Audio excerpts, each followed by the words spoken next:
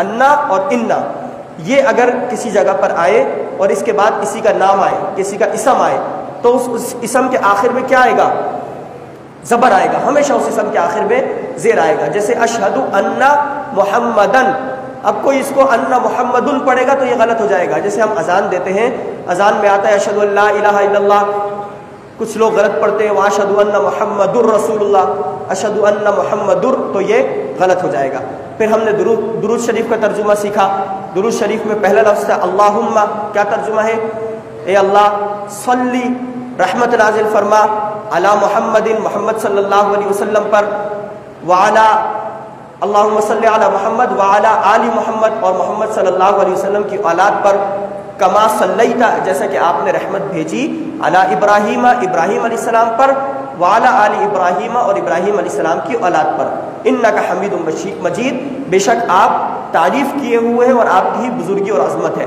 پھر اس کے دوسرے جملے میں بارک کا لفظ آتا ہے، جیسے وہاں پہ آتا ہے صلی، رحمت بھیج، تو بارک کا ترجمہ ہے برکت عطا فرما، کما بارکتا، جیسا کہ تو نے برکت عطا کی. آج ہم آخری دعا کا اہتمام کریں گے، اس کا ترجمہ سیکھیں گے کہ ہم یہ جو دعا پڑھتے ہیں رب اجعلنی مقیم الصلاۃ، اس کا کیا ترجمہ ہے. رب کہتے ہیں رب کو، آپ اے رب بھی کہہ سکتے ہیں، یہ دعا کا کلمہ ہے. رب کیا ترجمہ ہے؟ اے رب. اجعل ایک لفظ ہے اجعل، اور نی یہ الگ لفظ ہے. اجعل، ہم نے آپ کو بتایا تھا کہ افعال کتنے ہوتے ہیں؟ چار کے علاوہ اور بھی ہوتے ہیں، لیکن بنیادی طور پر 4 افعال. ایک فعل ہے ماضی، جس میں کون سا زمانہ ہو؟ گزرا ہوا زمانہ، ماضی. دوسرا فعل ہے مضارع، جس میں موجودہ زمانہ اور آئندہ زمانہ یعنی مستقبل کا زمانہ پایا جائے. اس کی مثالیں بھی ہم نے آپ کو بورڈ پر دے دی تھی. تیسرا فعل ہے امر، جس میں کسی چیز کا حکم دیا جا رہا ہو. اور چوتھا فعل ہے نہی، جس میں کسی چیز سے روکا جا رہا ہو. مطلب امر کہ یہ کام کرو، اور نہی کا مطلب یہ کام نہیں کرو.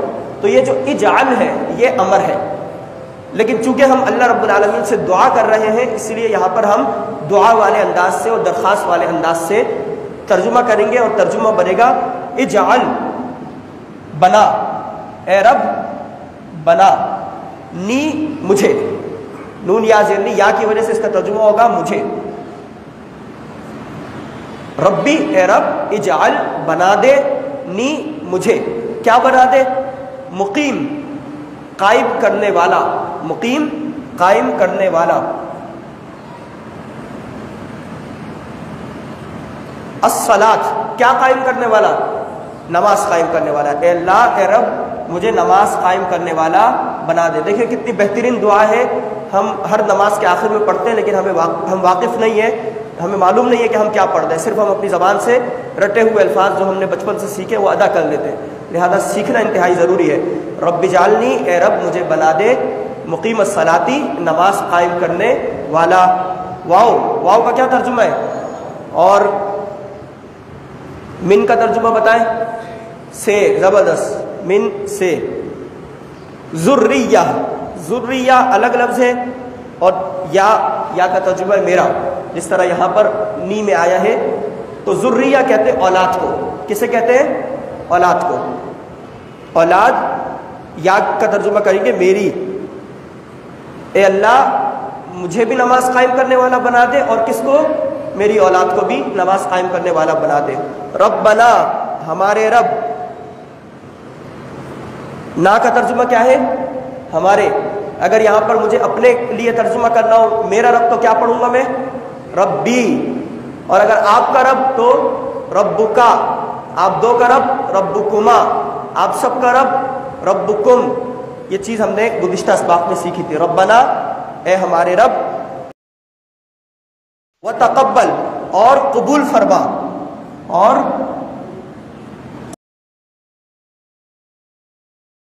قبول فرما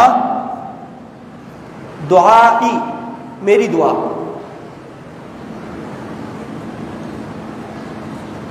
اے رب مجھے نماز قائم کرنے والا بنا، اور میری اولاد کو بھی نماز قائم کرنے والا بنا. ہمارے رب. وتقبل، اور قبول فرما دعا، میری دعا. ربنا، اس کا ترجمہ یہاں پر آ چکا ہے، کرنے کی ضرورت نہیں ہے. اغفر، اغفر کہتے ہیں مغفرت کر. اغفر، مغفرت کر. لی، میری، یا کا ترجمہ ہے میری، ربنا اے ہمارے رب، اغفر لی میری مغفرت کر، مجھے معاف کر، واو اور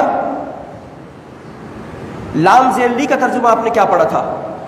جیسے الحمد للہ سورہ فاتحہ میں بھی آیا تھا جی، کے لیے، زبردست، لی کا ترجمہ ہے کے لیے۔ والدیہ، والدیہ کہتے ہیں والدین کو، والدیہ والدین، تو ترجمہ اگر ہم ملا کر کریں گے تو بنے گا اے ہمارے رب میری بھی بخشش فرما اور میرے والدین کی بھی بخشش فرما، اور میرے والدین کی بھی مغفرت فرما، میرے والدین کی بھی بخشش فرما۔ وللمؤمنین، اور کس کی بخشش؟ مومنین کے لیے، اور مؤمنین کے لیے کب بخشش فرما؟ یوم، یوم کسے کہتے ہیں؟ دن کو کہتے ہیں، یوم جس دن، یقوم، یقوم کہتے ہیں قائم ہوگا، قائم ہوگا، الحساب، حساب، یعنی کون سا دن؟ اے ہمارے رب میری بخشش فرما اور میرے والدین کی بخشش فرما اور مومنین کی بخشش فرما جس دن قائم ہوگا حساب۔ السلام، سلامتی ہو، علیکم، علی کسے کہتے ہیں؟ پر، اور کم، تم سب پر سلامتی ہو، ورحمت اللہ، اور اللہ کی رحمت ہو۔ ایک مرتبہ پھر دہرائے، ربی اے رب، اجعلنی مجھے بنا، مقیم الصلاتی نماز قائم کرنے والا، ومن ذریتی اور میری اولاد کو بھی، ربنا اے ہمارے رب، وتقبل اور قبول فرما دعا میری دعا، ربنا اے ہمارے رب، اغفر لی میری بخشش فرما، ولوالدیہ اور میرے والدین کی بخشش فرما، وللمؤمنین اور مومنین کی بخشش فرما، یوم جس دن، یقوم قائم ہوگا، الحساب حساب کا دن، قیامت کا دن۔ ہم نے گرامر کا آپ کو کچھ حصہ پڑھایا تھا،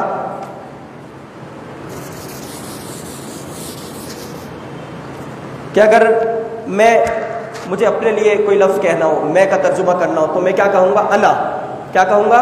انا، انا کا ترجمہ ہے میں، نحنو ہم سب، انا میں اور نحنو ہم سب۔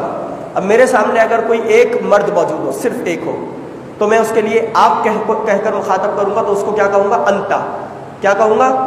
انتا۔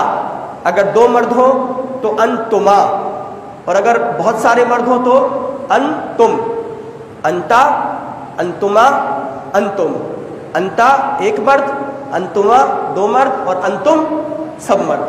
اگر میرے سامنے ایک مؤنث ہو، عورت ہو، تو پھر میں انتا کے بجائے تا پر جو زبر ہے اس کو زیر کر دوں گا، انتی، انتی کا مطلب تو ایک مؤنث۔ اگر دو ہو تو انتما، اور اگر بہت ساری عورتیں ہوں تو انتنا، انتنا کا الفاظ ہم استعمال کریں گے، انتی، انتما، انتنا، انتی، انتما، انتنا۔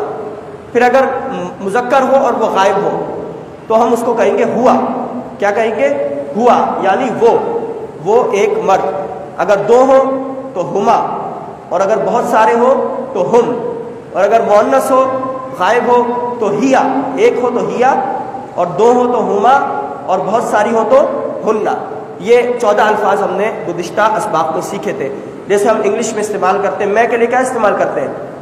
آئی، آئی کو ہم عربی میں کہیں گے انا، یعنی میں۔ انگلش میں ہم کے لیے کیا کہتے ہیں؟ وی استعمال کرتے ہیں، تو ہم نحنو، عربی میں کہتے ہیں نحنو۔ اور اگر مذکر ہو، آپ کہنا چاہیں ہم، تو یو کہتے ہیں، مذکر ہو یا مؤنث ہو دونوں میں یو کا ہی استعمال کرتے ہیں، لیکن عربی میں مذکر کے لیے انتا اور مؤنث کے لیے انتی ہم استعمال کرتے ہیں۔ اگر غائب ہو کوئی وہ مرد تو انگلش میں کیا کہتے ہیں؟ ہی کہتے ہیں کہ وہ ایک، اور عربی میں کہتے ہیں ہوا۔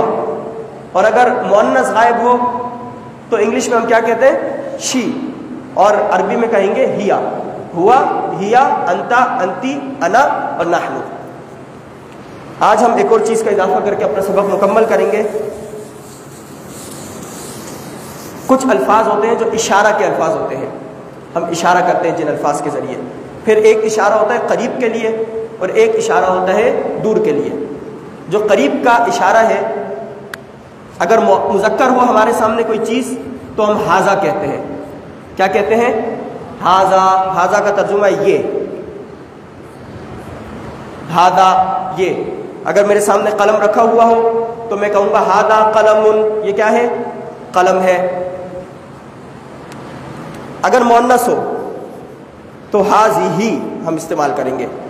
اس کا ترجمہ بھی ہے یہ، لیکن فرق یہ ہے یہ مذکر اور یہ مؤنث. جیسے عربی میں بورڈ کو کہتے ہیں سبورتن. کیا کہتے ہیں؟ سبورتن. آخر میں گولتا ہے. آخر میں گولتا آنے کا مطلب کیا ہوا کہ یہ مؤنث ہے. جس لفظ کے آخر میں بھی گولتا آئے گی اسے آپ مؤنث کہیں گے. تو سبورتن اگر مجھے کہنا ہو کہ یہ بورڈ تو میں ہاذا کہوں گا یا ہاذہ ہی کہوں گا؟ ہاذہ. ہادہ سبورتن یہ بورڈ ہے. ہاذا قلم یہ قلم ہے. ٹوپی کو عربی میں کہتے ہیں قلنسوۃن. قلنسوۃن. تو قلنسوۃن چونکہ مؤنث ہے اس لیے اگر مجھے قریب کوئی ٹوپی رکھی ہو کہنا ہو کہ یہ ٹوپی ہے تو کیا کہوں گا؟ ہادہ قلنسوۃن. ہاذا ہادہ یہ ایک کے لیے استعمال ہوگا جو قریب ہو.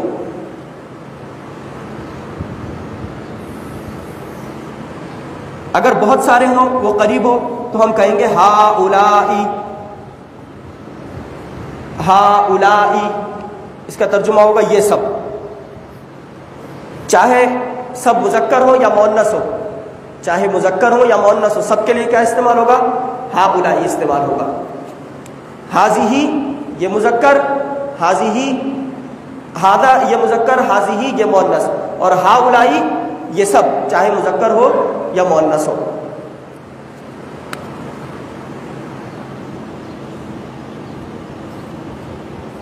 ذالک یہ الفاظ ہیں دور کے لیے.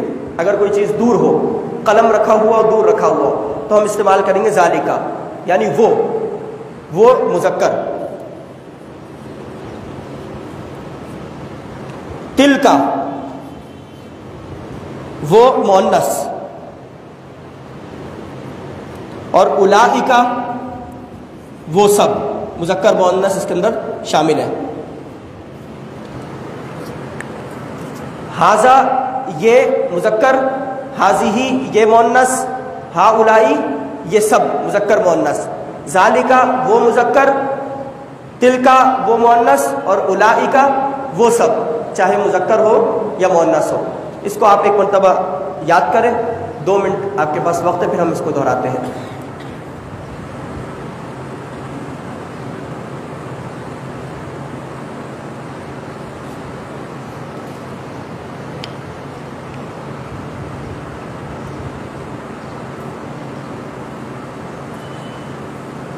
میرا سیدھا ہاتھ ہوگا مذکر کے لیے، الٹا ہاتھ ہوگا مؤنث کے لیے. مثلا میں ہاذا کہوں گا، ایک کا اشارہ کروں گا ہاذا، تو آپ لوگ کیا کہیں گے؟ یہ، یا پھر ہاذا کہیں. اگر میں الٹے ہاتھ کا استعمال کروں گا تو آپ لوگ پھر ہاذہ ہی کہیں گے. اگر میں یہی اشارہ دور کے لیے کروں گا تو آپ لوگ ذالک کہیں گے. اگر مؤنث کے لیے ہوگا تو تلک کہیں گے. اس کو ایک مرتبہ دہرائیں.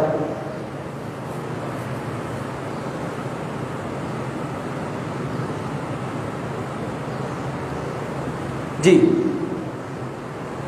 آپ عربی بتائیں، میں صرف اشارہ کر رہا ہوں. جی سب مل کر بتائیں. صحیح بتایا آپ لوگوں نے. جی ہاذا کیا مطلب ہے؟ یہ مرد. ہاذہ ذالک دور کی طرف اشارہ ہے، ذالک، اور مؤنث تلک.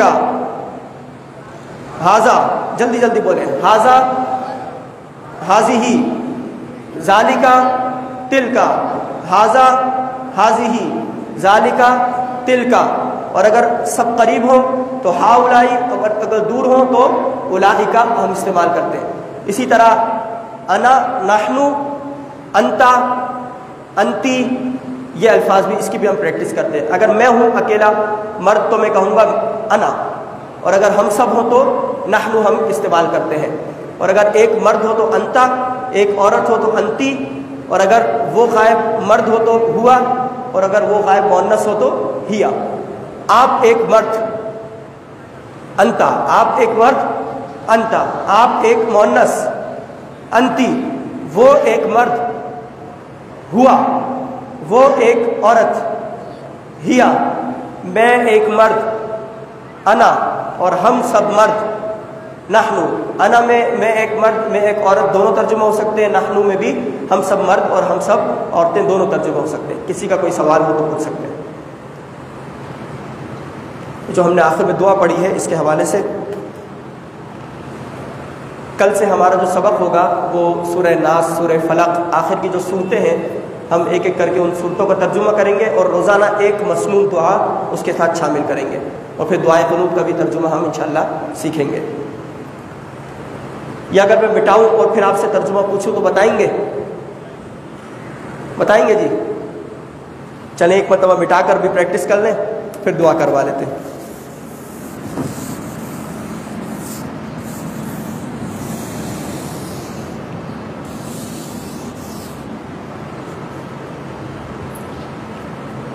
یہ ہمارے بھائی ہیں معاذ الدین، یہ چشمے والے ہیں، آپ ان کا نام لکھیں فیس بک پر MAZUDDIN، معاذ الدین۔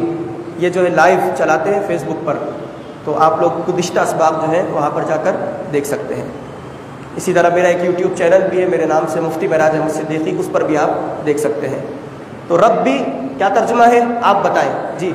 اے ہمارے رب، اجعل بنا نی مجھے، اجعلنی مجھے بنا، کیا بنا؟ مقیم قائم کرنے والا، الصلاۃ نماز قائم کرنے والا، ومن ذریتی اور میری اولاد کو بھی نماز قائم کرنے والا بنا، ربنا اے ہمارے رب، وتقبل اور قبول فرما دعا میری دعا، ربنا اے ہمارے رب، اغفر لی میری بخشش فرما، ولی والدیہ اور میرے والدین کی بخشش فرما، وللمؤمنین اور مومنین کی بخشش فرما، یوم جس دن یقوم قائم ہوگا، الحساب حساب قائم ہوگا یعنی قیامت کے دن، السلام سلامتی ہو، علیکم تم سب پر، ورحمۃ اللہ اور اللہ کی رحمت ہو۔